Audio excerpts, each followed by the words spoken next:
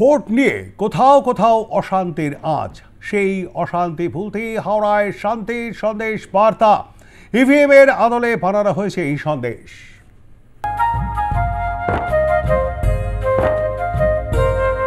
সন্দেশ খালি নয়, বরং সন্দেশে মিষ্টির স্বাদের মতোই মিষ্টি হয়ে উঠুক দেশের অষ্টাদশ লোকসভা নির্বাচন।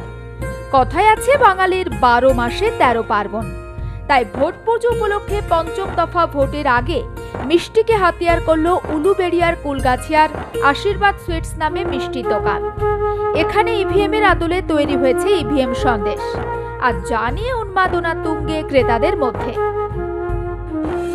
ইভিএম এর আদলে তৈরি মিষ্টি, ইভিএম সন্দেশের দাম 30 টাকা।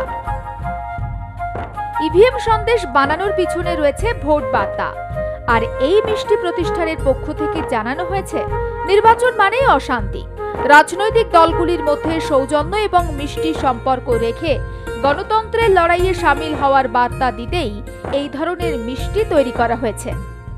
ইলেকশনের মধ্য দিয়ে আমরা বোঝাতে চেয়েছি, প্রত্যেকটা নাগরিক যাদের ভোট আছে তারা যেন যথাযথ ভোটদান করে এবং শান্তি শৃঙ্খলা বজায় রেখে হানাহানি না করে ভোটটা যেন নিজে ভোট যে যাকে সমর্থন করুক, ভোটটা যেন ঠিক জায়গায় দিয়ে থাকে। ইভিএম করে এটা বোঝাতে চেয়েছি যে প্রতিটা মানুষ কেমন করে ভোটটা দেবে বা ভোটটা দিয়ে মানুষের যে মিষ্টির আদলে, মিষ্টি যে আমাদের কাছে খুব প্রিয়, সেই মিষ্টি দিয়েই আমরা ইভিএমটা তৈরি করে বুঝিয়ে দিতে চেয়েছি ভোট নষ্ট না করে প্রতি মানুষ যেন সুষ্ঠুভাবে ভোট দিতে পারে।